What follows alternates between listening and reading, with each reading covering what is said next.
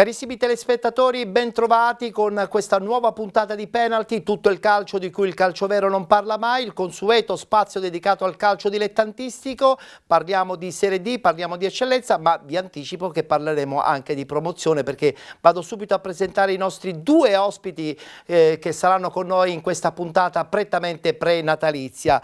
Abbiamo con noi Carlo Valente, che è il direttore tecnico della Sport Palermo di Palermo, che milita nel campionato di promozione, e abbiamo anche il responsabile dell'area tecnica del San Vito Lo Capo, che invece partecipa al campionato di eccellenza. Parliamo di Mimmo Scialabba, che vado subito ad entrambi a salutare. Bentrovati, bentrovati.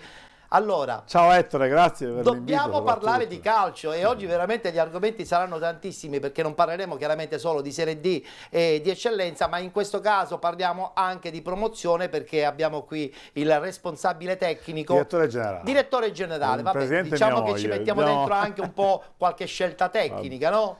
No, scelta tecnica no, perché ti devo dire che fino ad oggi le persone che... So che è andato via l'allenatore precedente. Sì, abbiamo fatto, diciamo, un doppio cambio. Quindi c'è stata una scelta tecnica, quindi scelta tecnica, sì. Ce la puoi anticipare già?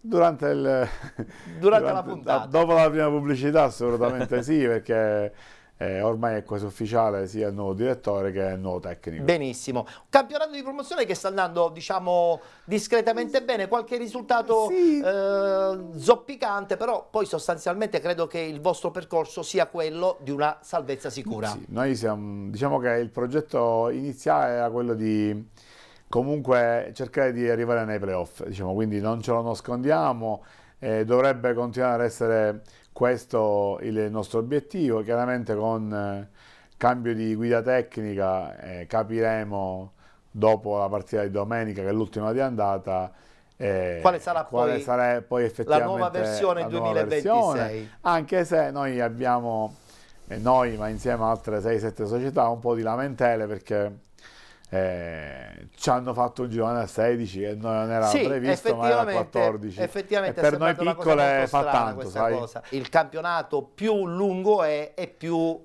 oneroso economici ci sono, quindi... perché 4 partite in più sono 2 trasferte, 2 partite casalinghe, qualche rimborso in più, e quindi sacrifici su sacrifici. Già. Mentre invece il Città di San Vito Lo Capo, che milita nel campionato di eccellenza, devo dire che sta facendo un bellissimo campionato. Voglio parlare appunto con Mimmo Scialabba, che è il responsabile dell'area tecnica. Avete messo su una bellissima realtà. Insomma, qualche bella soddisfazione pesante. Secondo me mirate ai playoff in silenzio. Sei d'accordo? Allora, intanto ringrazio Ettore dell'invito. Piacere nostro. Bellissima trasmissione, che si parla di calcio del nostro territorio, e quindi ti dico grazie. Sono anche, per dire la verità, in sostituzione del mio presidente, che non è potuto venire per motivi di lavoro, e quindi con piacere ho accettato questo invito, e per questo ti dico grazie. San Vito sì.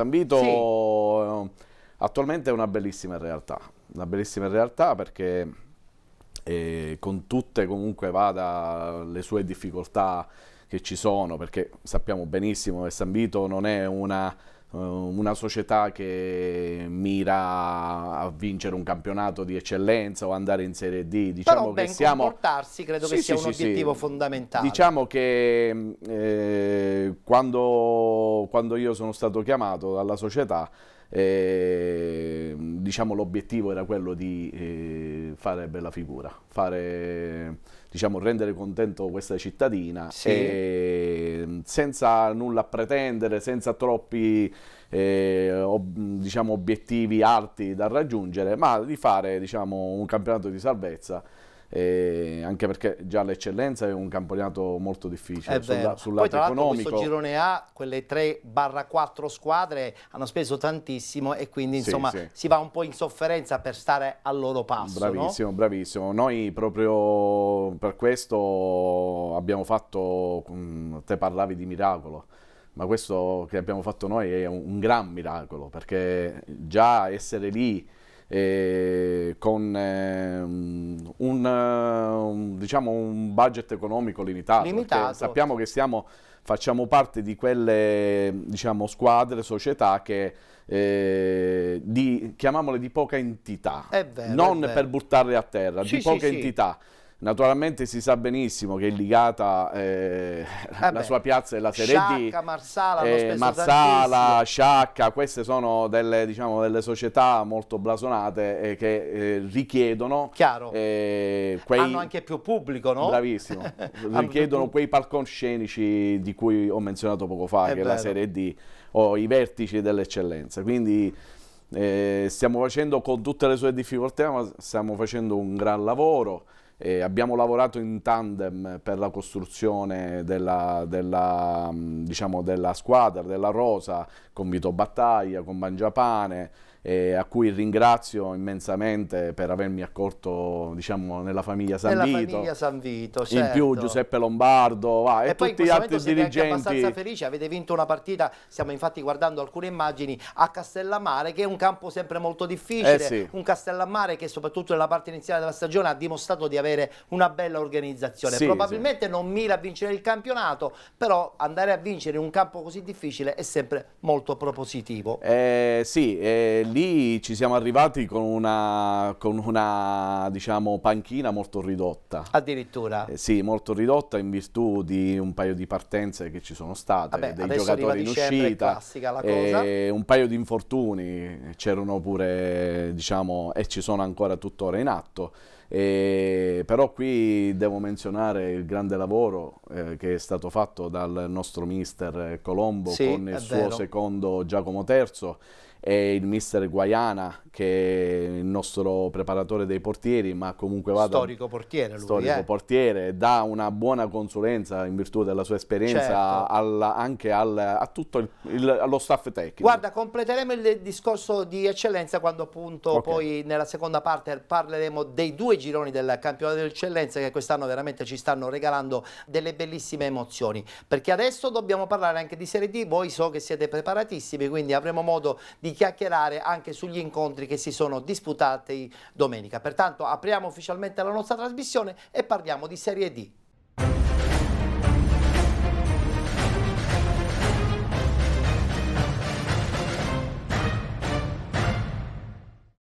Abbiamo subito la schermata dei risultati delle partite che si sono svolte proprio domenica 14. Eccola qua: Castrum Favara Paterno Calcio 1-1, Gelbison batte Enna Calcio 2-1, vince la Regina 1914 2-0 contro il Milazzo, perde purtroppo in casa del Savoia l'Athletic Club Palermo per 3-1, vittoria fuori casa del Città di Gela 2-1 contro la Vibonese, vince il Messina, un quasi big match contro la Nuovigia Virtus 1-0, pareggio della Nissa con il Sambiase, 2-0 della Ragusa, ed infine Vigor Lamezia che vince 2-1 contro la San Cataldese. Una classifica che continua insomma a variare di settimana in settimana. Adesso in questa classifica della 16ª giornata troviamo il Savoia in testa con 31 punti, con 30 Nuovigia Virtus, 28 Nis FC, con 27 il Milazzo, 26 Athletic Club Palermo, 25 Città di Gela e Sambiase, con 24 la Regina 1914, 21 punti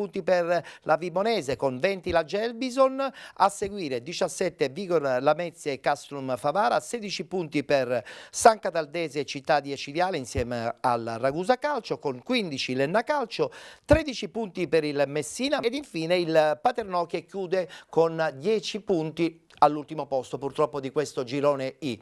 Si giocherà anche domenica prossima, sarà la giornata prenatalizia, si giocherà domenica 21, Athletic Club Palermo Ragusa Calcio, Città di Acireale Vibonese Calcio, Città di Gela Gelbison, Enna Calcio Castrum Favara, Milazzo Messina, Nuovigia Virtus Vigor Lamezia, Paterno Calcio Nis FC, Sambiase Regina ed infine San Cataldese Savoia 1908.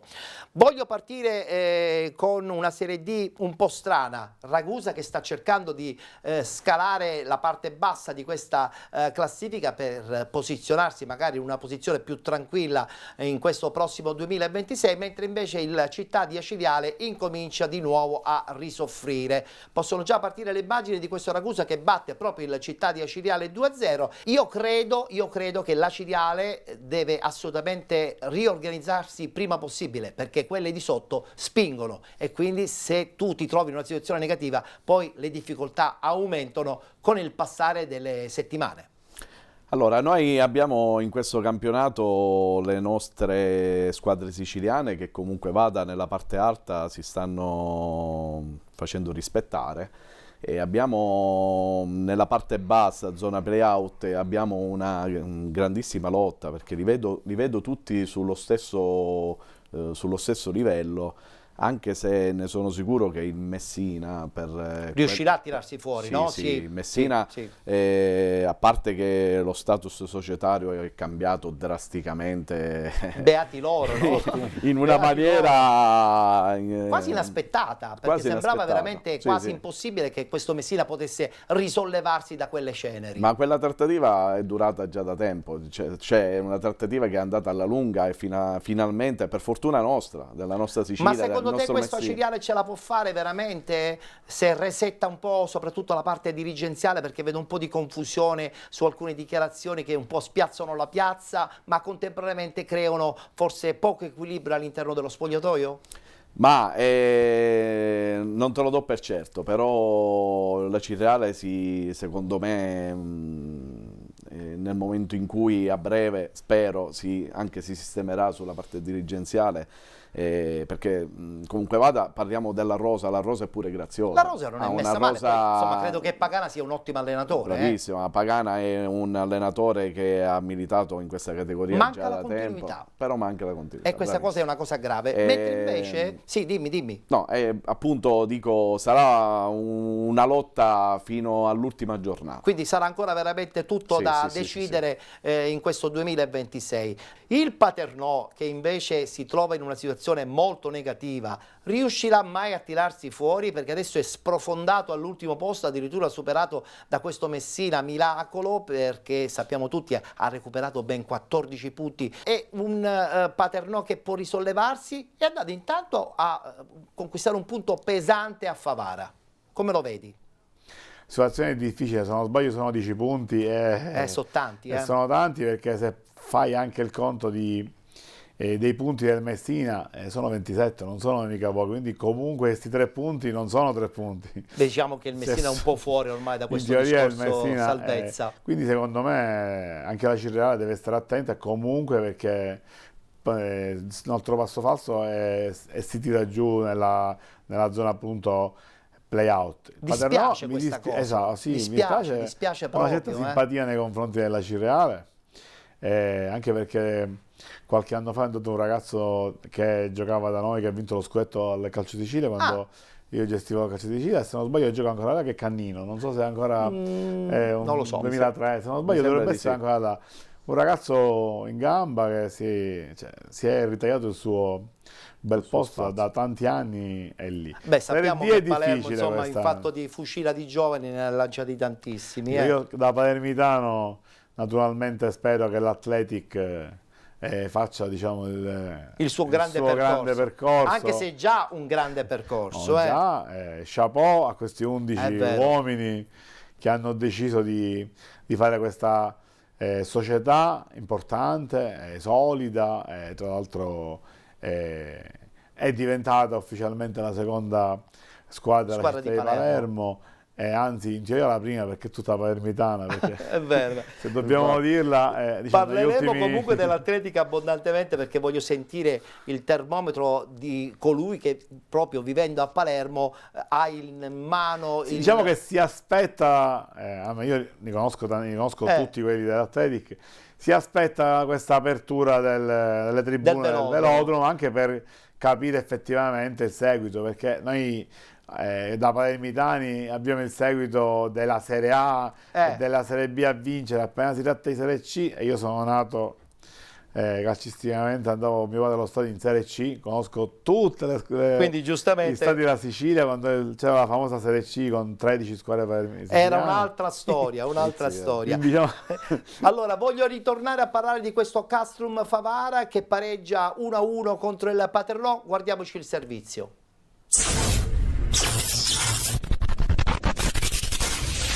Castrum Favara torna a giocare tra le mura amiche dopo la gara beffarda contro l'Athletic Club Palermo. Di fronte c'è il Paternò di mister Peppe Mascara che vuole proseguire la risalita fuori dalla zona rossa della classifica. Partiamo con le immagini, con la formazione di casa che cerca di attaccare sull'out di sinistra. La sfera arriva dalle parti di Gueye che cerca di controllarla e di liberarsi, viene però pressato alla fine. Conclusione mancina con la palla che viene bloccata da Branduani sul tentativo di piazza, ma occhio a questo calcio d'angolo battuto dal Paternò. La sfera arriva sul secondo palo con il tocco vincente da parte di Luigi Ferrandino.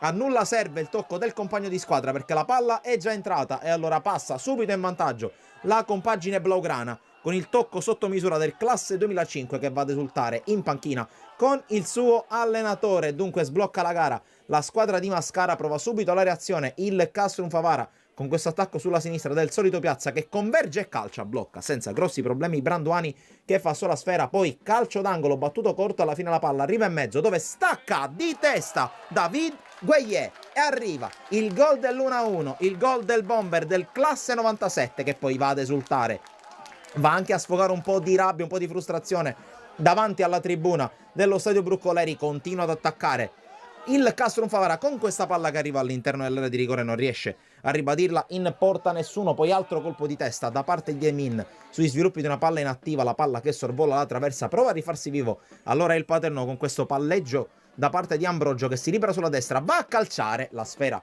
non inquadra la porta, ma è un Paternò molto vivo, sempre sulle spalle del suo numero 77 che calcia da lontanissimo, colpisce in pieno l'incrocio dei pali e questa volta Lauritano non sembrava poter fare nulla, prova a farsi nuovamente vedere il Castrum Favara con questa conclusione da parte di Gueye che sibila alla destra di Branduani. Poi altra conclusione dalla distanza, questa volta da parte di Di Stefano con sfera che si perde fuori. Passiamo con le immagini al secondo tempo con Gueye che prova ad armare la corsa di Piazza, il quale punta un avversario, si porta il pallone sul sinistro, non inquadra però lo specchio della porta, il numero 20 del Castrum Favara. Dall'altra parte decisamente più pericoloso è il solito Ambrogio con la palla che rimane lì dopo il suo tentativo, poi altro colpo di testa e la sfera viene bloccata sul tentativo di Scalon da parte del portiere Lauritano. Colpo di testa dall'altra parte di Varela, grande intervento di Branduani, l'azione non finisce, cross d'esterno, rasoterra ancora a cercare Varela, poi conclusione che si perde fuori con Varela che protesta invano.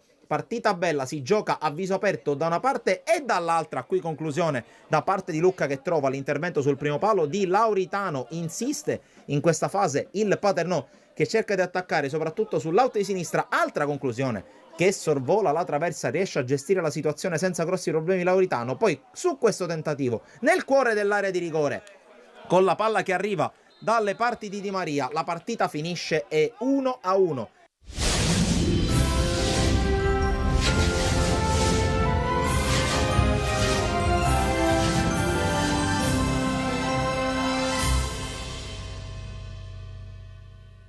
Paternò dunque che strappa un punto pesantissimo per rimanere ancora a galla in questa classifica del girone I del campionato di Serie D. Vedremo quello che succederà, sperando anche in qualche nuovo innesto, almeno questo era quello che un paio di settimane fa si augurava Beppe Mascara, il suo allenatore. Parliamo invece della Nissa e già scattano le immagini perché questa Nissa pareggia 0-0 con il Sambiase. Inizio con Mimmo e dico: Mimmo, ci aspettiamo molto di più da questa Nissa, perché in testa non corrono tantissimo, ma se tu non continui a vincere con continuità, ma porti a casa uno striminzito pareggio come ad esempio quello di domenica, rischi che comunque devi solo inseguire. Condividi?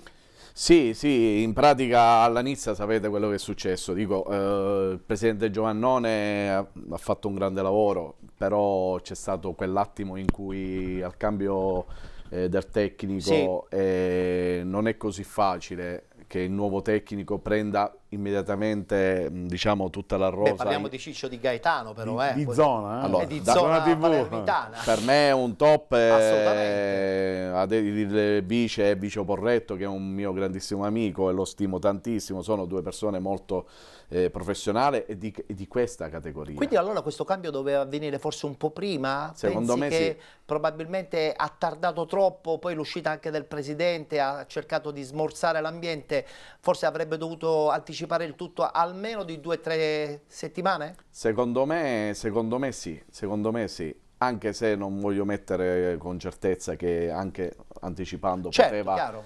Diciamo anche un allenatore, pur essere capace di gestire il tutto, ripeto, non è facile che subito diciamo inizi quell'empatia con i ragazzi, con i giocatori, Certo, perché ci poi vuole del tempo, ci c'è vuole del tempo. il lato tecnico è indiscutibile Sì. da parte di De Gaetano e di Porretto, però sul lato psicologico, perché bisogna lavorare anche su Chiaro, quel lato. squadra che giustamente cambia allenatore, cambia anche comunque modulo di non è gioco, facile. rapportarsi Sì, sì, in sì. una maniera diversa anche alle idee del Anche nuovo perché mister. ad inizio campionato la rosa iniziale non è stata creata da questo tecnico. Certo, ma dal precedente. Quindi dal precedente, quindi questo già è molto importante per sviluppare un lavoro congruo, un lavoro fatto è bene. vero.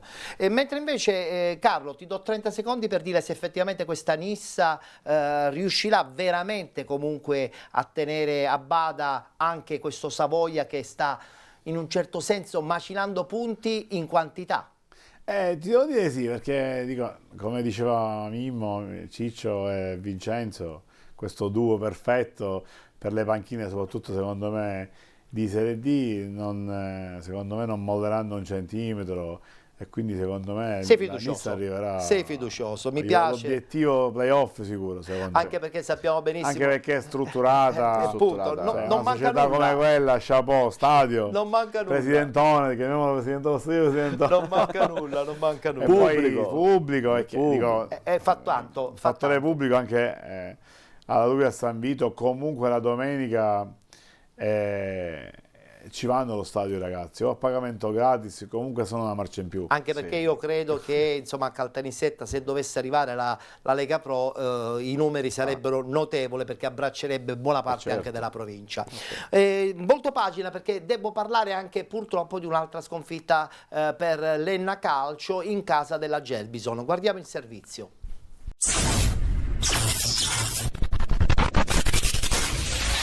La Gelbison sfata il tabù Valentino Giordano e dopo 3 lunghi mesi torna a brindare al successo che di fatto mancava dalla prima giornata. Il ritorno alla vittoria arriva contro l'Enna. L'approccio al match per gli uomini di Agovino è inizialmente impacciato, poi però dalla bandierina Semeraro pennella un cross al bacio per la testa di Russo che insacca e sblocca il match a favore dei rossoblù cilentani. L'Enna non ci sta e si rende pericolosa in 2 occasioni, al 21esimo con Bamba e al 28esimo con Lias. Ma nel finale della prima frazione, al 38esimo, l'arbitro assegna un penalty alla Gelbison per un tocco di mano in aria di Galfano. Alla battuta va Liurni che con l'aiuto del palo insacca per la seconda volta. Nella ripresa l'Enna parte decisa a rientrare in partita e al 7° vede premiare i suoi sforzi con la rete di Montero, lasciato libero di battere sotto misura con un preciso colpo di testa. I siciliani provano a spingere, ma la Gelbison tiene botta. L'Enna, solo nel secondo dei 6 minuti di recupero, va vicino al pareggio con la palla che scheggia l'incrocio esterno su tiro di Lias.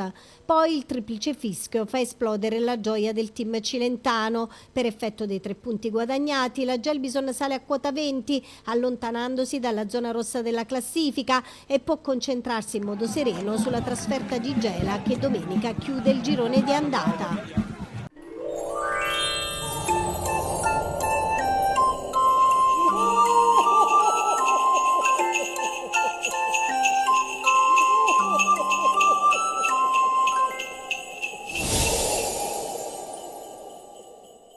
Con Mimmo e Carlo ho l'esigenza fondamentale di capire, attraverso le vostre parole, se siete fiduciosi sul percorso dell'Enna, perché io non lo vedo molto positivo, anche se in società sono tutti ottimisti, ma il campionato in questo momento vede quest'Enna in forte ribasso. Iniziamo con Mimmo.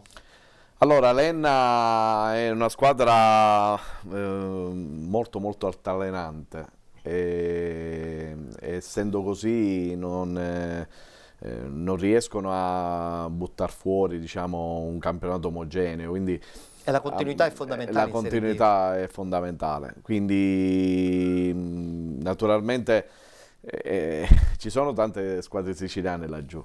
Anche troppe, direi. Anche perché ce ne sono troppe all'interno del anche girone. perché il girone, dico, Di Sicilia. è popolarizzato, diciamo, È vero, dalle nostre, è quindi vero. qualcuno purtroppo Lo perderemo per strada. Però mi dispiace dirlo per Sei poco ottimista, l'abbiamo poco capito. ottimista. Per Lenna sì.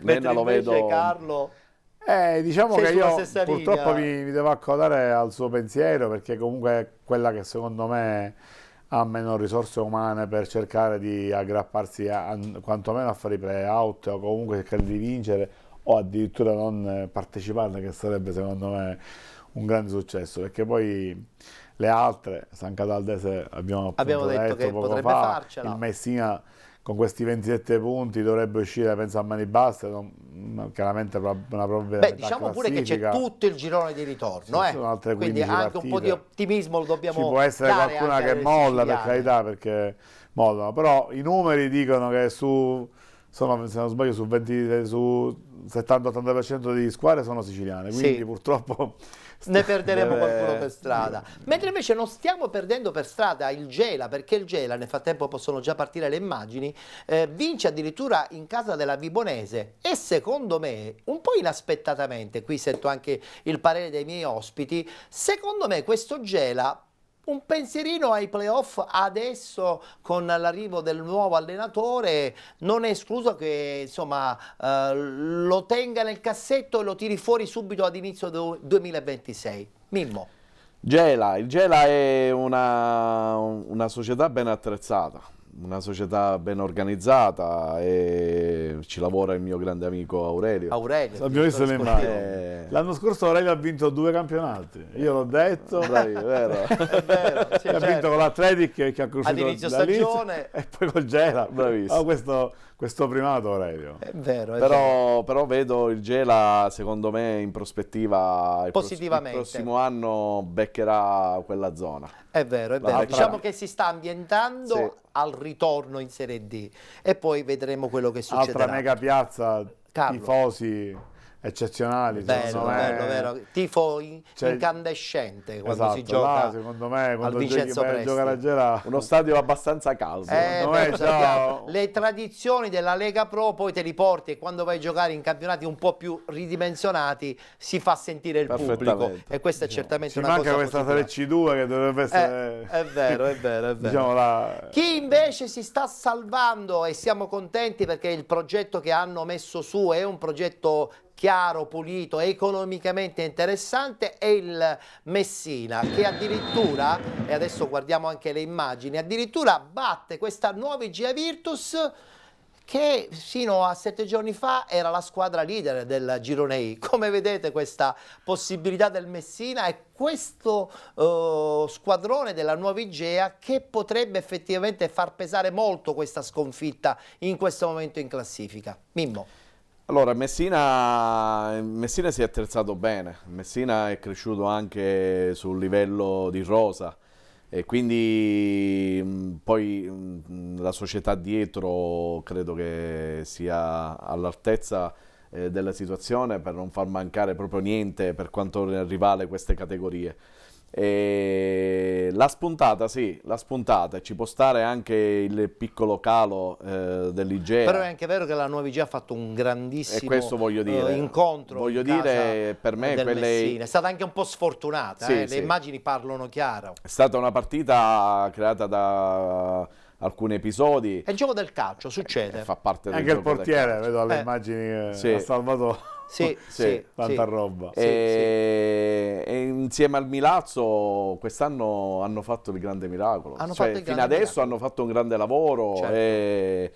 e secondo me non voglio dire che succeda, speriamo di no, ma il Savoia Il Savoia ha un passo più avanti di tutti. e infatti tra poco parleremo del Savoia, sì. mentre invece con Carlo sottolineo che da quando è andato via Martello anche la posizione di mister Romano sembra vacillare, ma non tanto sui risultati, ma sul fatto che spesso e volentieri molti allenatori si legano ai direttori sportivi e quindi indirettamente lui ha voluto sottolineare qualche giorno fa, deve rivedere a questo punto il suo percorso nel Messina, che attualmente è super positivo, però non possiamo pensare che Romano non abbia fatto veramente un grande miracolo. Diciamo che lì purtroppo queste dinamiche dell'allenatore direttore, dico io purtroppo ne sai qualcosa tu? Nel mio piccolo chiaramente non si possono fare i paragoni con Messina e campionati, però sono bene o male uguali, similari, ecco. similari. Quando è uno accanto che subisce magari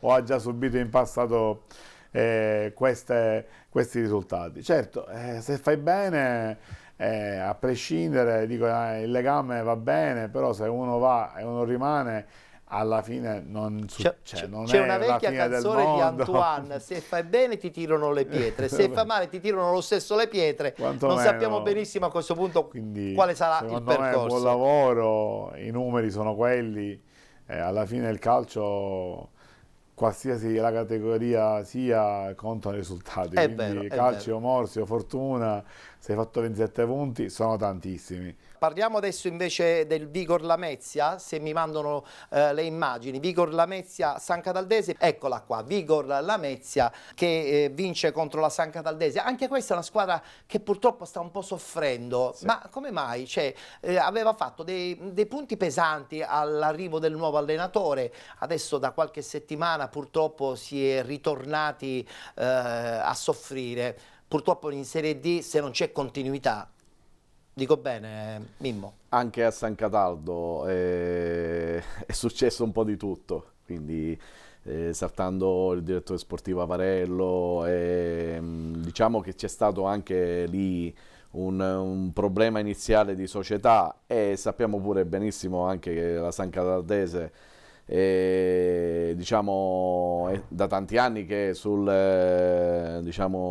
palcoscenico Serie D si difende bene, ma è una di quelle società che come città la vedo inferiore, diciamo, alla Nissa, certo. E quindi ha tanta esperienza di Serie D, sì, ma sempre con, diciamo, stagioni in sofferenza. Stagione tutti di sofferenza. Questi campionati vengono fatti con sofferenza, però poi li porta alla fine tutti a compimento. Sì, è vero, e io credo che quest'anno, io ho parlato pure con il presidente Lagagnina, che è un mio amico, secondo me ce la farà. Ce la farà.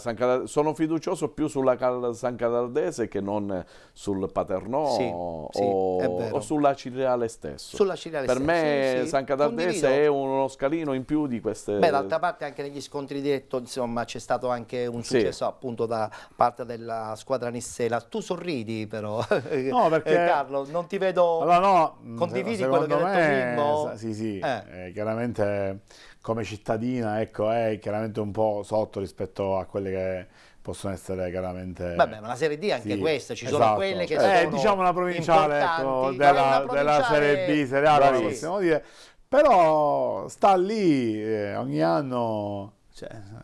Mi sembra che in Serie D da un bel po' di anni, sì, no? Tra eccellenza e Serie D negli ultimi anni ha un presidente, e comunque un orgoglio, secondo me, deve essere per questa piccola cittadina i numeri che riescono a fare ogni anno, e soprattutto l'entusiasmo che c'è attorno alla squadra, perché il pubblico di San Cataldo è quasi il pubblico di Serie C, secondo me. È vero, questo è anche vero. Poi loro è un campo difficile, perché esatto, è un catino, no? Cioè, chi va a giocare a San Cataldo, insomma, deve giocarsela due volte la partita. Infinita, questo catenato infinita. Una piccola bomboniera. È una piccola bomboniera, infatti. Beh, d'altra parte la caratteristica di questi campionati è che quando hai pubblico e il campo a ridosso dei giocatori, 12° uomo in campo. È vero. Rientriamo in studio e parliamo adesso invece della Regina. un paio di settimane fa avevo detto attenzione alla regina, il tempo che ingrana e vedrete che pian pianino questa regina recupererà punti su punti. Tra l'altro adesso c'è anche il mercato e credo che la squadra di Torrisi sicuramente si rafforzerà. Intanto ha vinto uno scontro diretto tra una realtà che si chiama Milazzo e una voglia matta di rientrare da parte della squadra Amaranto. Batte il Milazzo 2-0, guardiamoci gli highlights e l'intervista ad Alfio Torrisi.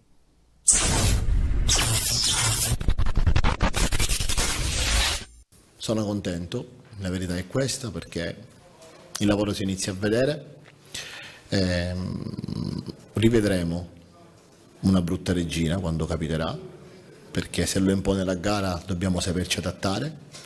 Naturalmente oggi si è visto il lavoro di 5 settimane, che è un lavoro che H24 si fa, ma non penso soprattutto per la prestazione in se stesso, perché si è visto, cambiando gli interpreti, la qualità della manovra, la qualità di portare la palla in avanti, la qualità di fare la pressione, la maturità che ha avuto la squadra. Io penso che quello che si è visto nelle partite precedenti, soprattutto all'inizio, era normale e non ho mai pensato di voler vedere diversamente da quello che ho visto, perché per arrivare a fare queste prestazioni sono passate 7 partite e ci sarà un motivo. Nelle prime dovevamo pensare a fare risultato, a prescindere dalla prestazione, nella qualità del gioco, perché prestazione, ho detto più volte cosa intendo io. Siamo stati bravi e fortunati quando non avevamo questa possibilità di fare prestazione con la qualità del gioco, e siamo stati concreti e cinici. Oggi la squadra ha avuto questa possibilità, l'ha fatto e sono veramente contento perché si è fatto veramente di qualcosa di importante. Oggi c'è stata una qualità di gioco abbastanza elevata, a prescindere dal discorso di Magri. Abbiamo fatto finalmente il gol d'azione che mancava. Abbiamo creato tanto, peccato, perché secondo me il risultato è un po' stretto per quanto hanno prodotto i ragazzi, nulla togliendo al Milazzo. Il modello di gioco si inizia a intravedere perché il lavoro inizia a dare i suoi frutti. Il lavoro deve essere funzionale alla squadra e non al singolo, in modo che quando capitano partite come quelle di oggi, dove si cambia tanto, realmente non si cambia niente, perché se noi riusciamo a cambiare soltanto i giocatori, ma li mettiamo all'interno di un progetto tecnico-tattico ben delineato, i risultati sono questi. E io di questo ne ho avuto esperienza anche nel passato, quando soprattutto 3 anni fa a Trapani avevamo una rosa di 26-27 giocatori importanti, avevamo la partita di Coppa o di Pool Scudetto e durante la settimana avevamo 3 partite in una settimana, cambiavo tanto e la squadra faceva sempre la stessa prestazione.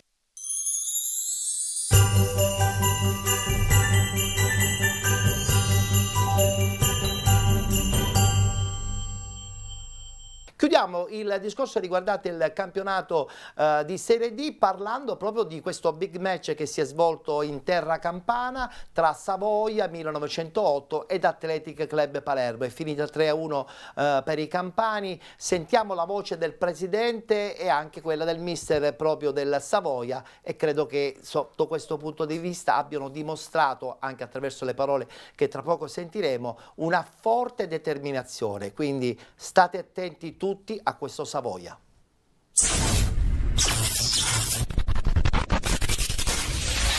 Possiamo dire che oggi siamo primi in classifica, contro il parere di tutti i grandi esperti che vanno in queste trasmissioni che parlano di altre società. Oggi siamo primi, ci godiamo questo momento, siamo al Giro di Boa, domenica c'è l'ultima partita del giro di andata, però siamo soddisfatti di essere primi e dobbiamo anche dire che ci sono state qualche punto che probabilmente con un po' più di attenzione oggi saremo un po' più sopra, però partiamo da questa partita, partiamo da questo primato in classifica.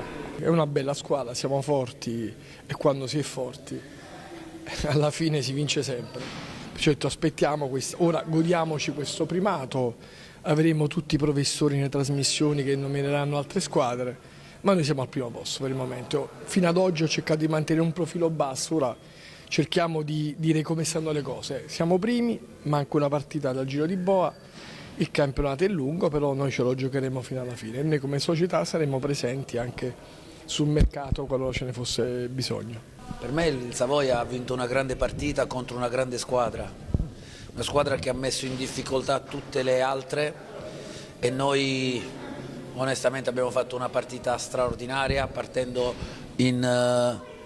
in svantaggio dopo soli 4 minuti e facendo 90 minuti stratosferici. Per me oggi sono troppo contento e sono troppo orgoglioso di questi ragazzi, così come lo ero stato domenica scorsa a Barcellona. Io credo che stiamo facendo un percorso incredibile e bisogna dare atto a questi ragazzi di essere sempre sul pezzo, qualsiasi cosa succeda, e io ovviamente sono orgoglioso di guidarli oggi.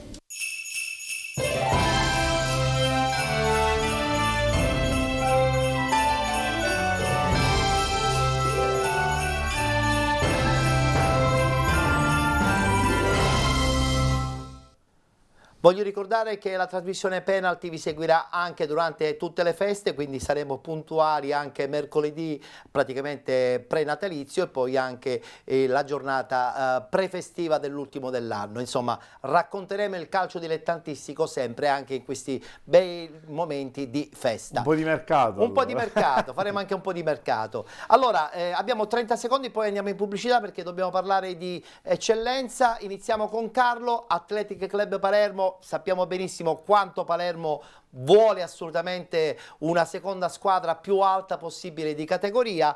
Tutto questo però ci vuole del tempo, ci vuole della gradualità. Un paio di settimane fa è venuto qui Clemente per dire abbondantemente che il loro progetto è raggiungere la Lega Pro, però è anche vero che questo è il primo campionato di Serie D e a tutto, dico a tutto, c'è tempo. Certo, considerando che loro vengono da un paio di stagioni vincenti, vincenti, ci sta pure che magari uno vuole azzardare un'altra vittoria di campionato, magari in Serie D. Beh, facendo anche i playoff sarebbe un gran successo. Già, secondo me, facendo i playoff, come hai appena detto, già sarebbe veramente un gran successo, perché comunque è la prima volta nella storia dell'Atletic che partecipa a un campionato di Serie D, e quindi quasi Serie C, perché praticamente guardando le squadre dobbiamo dire che tra squadre ex blasone hanno quasi tutta la Serie C. Se levi un paio di siciliane con grande successo, tutte hanno fatto la Serie C in questo. Insomma, ti vedo ottimista anche, no, sono ottimista, non tanto per quest'anno, ma per la prossima stagione. Noi palermitani, che non siamo invidiosi e siamo davvero pochi, possiamo essere solo felici se un'altra società possa portare un po' di professionismo in città, visto che noi non abbiamo mai avuto, anche alla perché fine, si crea un indotto, e tu che fai ad esempio settore giovanile, per te potrebbe essere la manna. Spazio a dei ragazzi che purtroppo sistematicamente cercano fuori dalla Sicilia, hanno poche possibilità, qualche prova, ecco, per giocare a calcio. Purtroppo noi questi siamo. Le strutture sono quelle e quindi bisogna tenersi quelle. Mimmo, Athletic non tanto per quest'anno, ma sicuramente le basi solide per la prossima stagione, come diceva appunto anche Carlo. Veramente tentare questo salto, non dico verso l'ignoto, ma verso una realtà che può solo crescere. Allora, tutte le squadre secondo me vivono di programmazione, quindi secondo me sarebbe bello da palermitano, certo, che abbiamo, io direi da siciliano, da siciliano, anche però la rosa, però da palermitano, che già l'Athletic Palermo, perché per me quest'anno è stata comunque una diciamo, non me l'aspettavo che l'Athletic già potesse essere giocasse già in quei vertici, e quindi che ci sia una programmazione, una programmazione sì, magari non è per quest'anno, è vero, però già stanno buttando le basi per gli anni successivi, con buone possibilità anche di successo, sperando il prossimo anno che facciano meglio di quest'anno. La cosa che più mi sorprende è che insomma, un paio di anni fa ci fu insomma, la diatriba tra Atletico Catania e Catania, perché a sua volta il Catania non vedeva di buon auspicio l'avanzata dell'Atletico Catania, nacquero tantissime polemiche. Non credo che questa cosa possa succedere a Palermo e sono contento, perché io credo che si creerebbe un indotto quando ci sono più squadre professionistiche, che è fondamentale soprattutto per anche una le scuole calcio del territorio. Immaginatevi Palermo in Serie A con il City, che chiaramente È chiaro, è inarrivabile. è inarrivabile. Che mi devo fermare perché so che poi dobbiamo ritornare a parlare anche dello Sport Palermo, del suo bel progetto, e poi ci deve svelare anche il nome del nuovo allenatore. Ci fermiamo, c'è la pubblicità e poi subito dopo con i 2 gironi del campionato di eccellenza. A tra poco.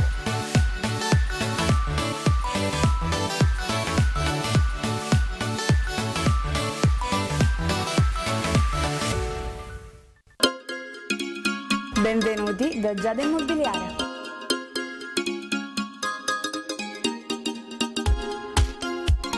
La professionalità come punto di partenza, la qualità dei servizi come riferimento essenziale. Tutto questo è Giada Immobiliare di Giuseppe D'Antoni.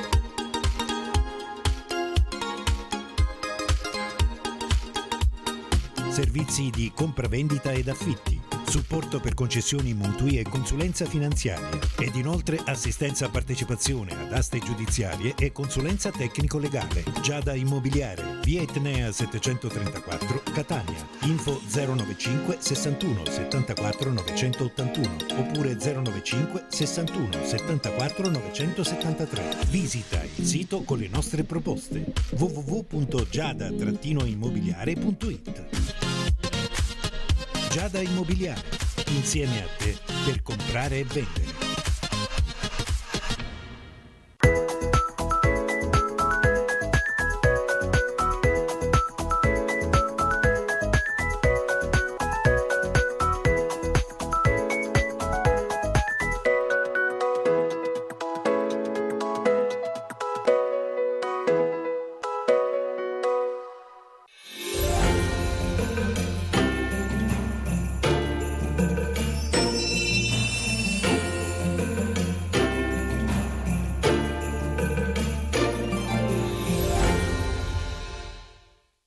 Ora parliamo invece del campionato di eccellenza e partiamo subito con il girone A.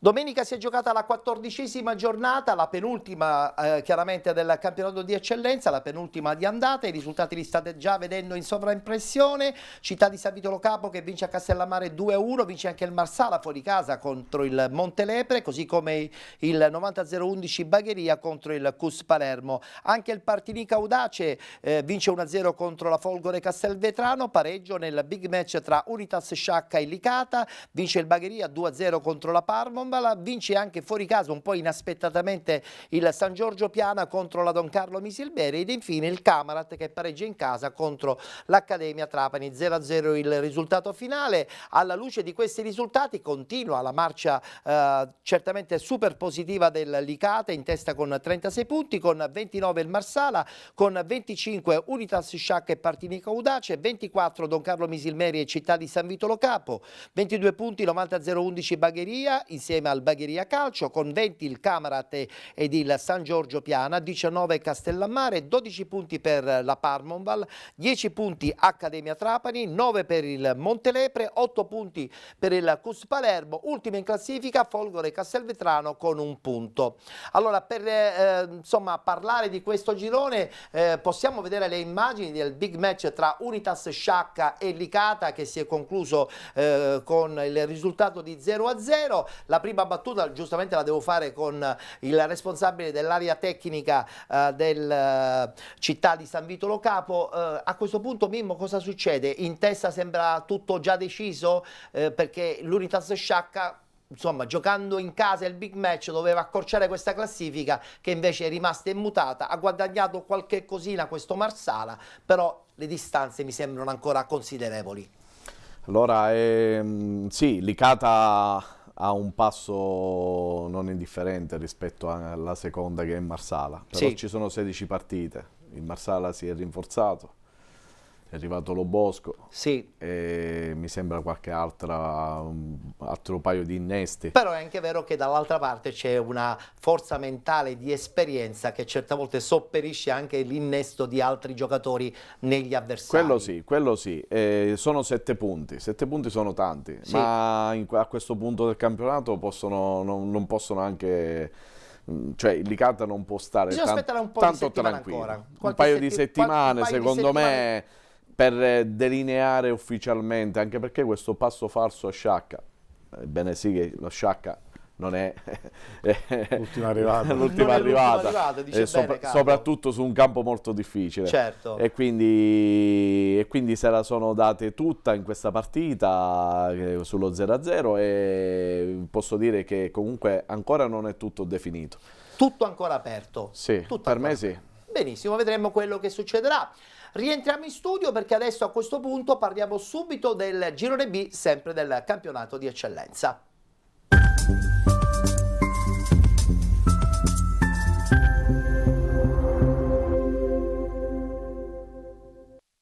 Anche qui 14ª giornata di andata, la penultima di questo girone, guardiamo i risultati. San Fratello che vince fuori casa contro il Gioiosa, super vittoria che batte il Giarre 3-1, vince anche il Modica 1-0 contro l'SC Palazzolo, il Messana che sbanca a Via Grande, una vittoria pesante anche per la sua classifica contro l'Atletico Catania 94, vince anche fuori casa il Niscemi contro il Calcio Avola 49 che sino appunto 7 giorni fa era al primo posto, pareggio tra Mazzarone Calcio e Leonfortese, vittoria del Melilli contro la Leonzio ed infine il Rosmarino che pareggia contro la Nebros. Questa classifica permette alla squadra di Filippo Raciti di volare solitaria in vetta nel girone B del campionato di promozione, al primo posto con 37 punti, 34 Calcio Avola 49, con 30 il Messana, con 28 il Vittoria, 25 Leonzio 1909, con 24 Atletico Catania 94 Via Grande, 21 per il Niscemi,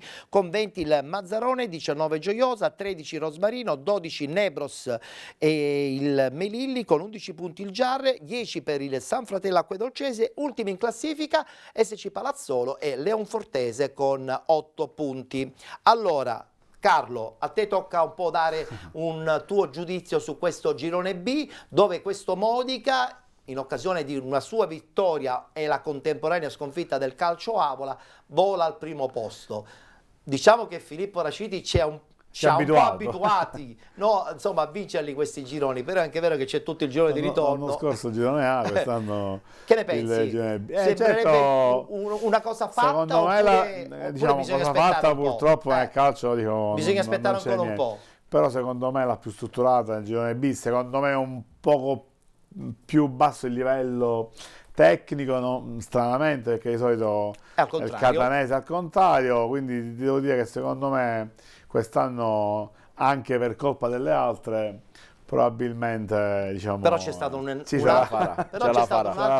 investimento da parte del Modica, no? Che ha completato la rosa, ha accontentato Filippo Raciti e credo che insomma abbia messo tanto materiale. Filippo Raciti, direttore, devi portare i giocatori, altrimenti non viene, perché diciamo che uno dei mister un po' papale questa cosa. Un po' fuori è scontato. È scontato. L'anno scorso è stato chiaro, è arrivato e ha vinto subito, quindi è vero, diciamo che e arrivare quasi a vincere subito non è matematica. mai fattibile questa cosa. Tra l'altro, ripeto, le partite sono tante, un sacco di ragazzi work in progress, quindi quando arrivano ragazzi anche durante la stagione, secondo me devi essere davvero bravo a tenere gli equilibri, certo. a non... L'Avola riuscirà a ragionare... L'Avola riuscirà secondo te ad avvicinarsi ancora di nuovo alla vetta, oppure si giocherà poi alla fine tutto sullo scontro diretto per cercare di agganciare la squadra di Raciti? Secondo me è un po' difficile, secondo me Avola è un po' l'inseguitrice playoff e poi i famosi scontri con il girone A, che sono secondo me le partite più belle del campionato sono i playoff 3 gironi. Vabbè, chiaro. Per poi... Però non finiscono mai. No, Non finiscono mai, infatti non questa cosa... Allora, siamo in chiusura, siamo andati velocissimi perché avevamo veramente tantissimi argomenti, ma devo ritornare a parlare giustamente della realtà Sport Palermo e lo faccio con il direttore generale, lo faccio con Carlo Valenti. Allora, ci vuoi svelare il nome del nuovo allenatore? Allora, intanto giusto ringraziare chi fino a settimana scorsa stava in panchina, chiaramente un grandissimo uomo, un grandissimo mister che è Claudio Grimaudo, 300 partite in Serie B, penso mica che poche, sono mica poche, detto cavallo pazzo, e anche il DS Gaiano, chiaramente... Che vanno via insieme praticamente. Vanno via praticamente 7 giorni di distanza, forse anche meno perché è stato infrasettimanale, quindi martedì, domenica, però vi devo dire che purtroppo nel calcio quando si rompe qualcosa la squadra ha bisogno di una fino ad scossa. oggi per mia abitudine ha lasciato carta bianca a entrambe. Se poi i risultati non arrivano è chiaro che se tu hai voluto i giocatori e li hai presi col direttore, anche se la colpa poi è di l'esempio Romano Martello in Serie D ci fa sì, capire che c'è molta similitudine, esatto. anche, Però no? è chiaro che sì, le colpevoli sono loro perché li hanno scelti loro. Chiaro. Però in campo non ci vanno, dico, alla fine io difendo anche la categoria del mio amico Mimmo. Comunque se tu prendi Carlo e poi invece di 100 ti dà 30, Chiaro. la colpa è sempre tua, ma tu non ti aspettavi che Carlo desse 30. Assolutamente. Questo è quello che è successo, perché noi siamo partiti un po' a bomba, eravamo anche primi. Vogliamo il nome, direttore? Giuseppe Vigneri. Oh, finalmente. E Gigi Prestigiacomo, di bella qualità, che per diciamo, la categoria è anche un lusso, e che lui ha fatto tantissima eccellenza. Sono riuscito a convincerlo perché lui qualche battuta l'anno scorso in estate... Lo hai convinto con il solito progetto positivo? No, lui si è convinto perché si è disintossicato, però appena se tu lo incontri al bar è difficile, se tu invece lo fai venire al campo... Lui si trasforma, non ci può stare senza. Però il progetto è biennale anche con lui, soprattutto ti devo dire che non è una frase fatta, ma essendo a Palermo noi... Insomma, siete contenti? Siamo contenti che valorizzeremo sicuramente i giovani. Benissimo. Non dobbiamo vincere il campionato, se arriva nei playoff è un gran successo, però dobbiamo valorizzare i giovani. Questo è il messaggio dello Sport Palermo. Condivido. Perché a calcio bisogna correre.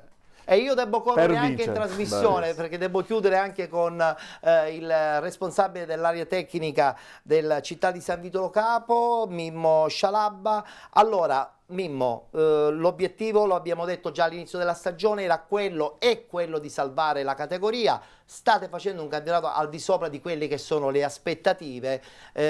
Farete qualche ritocco adesso sul mercato oppure pensate di rimanere così perché va tutto bene e quindi cambiare forse potrebbe far male alla squadra? Allora, San Vito sì, stiamo facendo un grande lavoro e naturalmente l'obiettivo della stagione rimane sempre quello della salvezza tranquilla. Sì.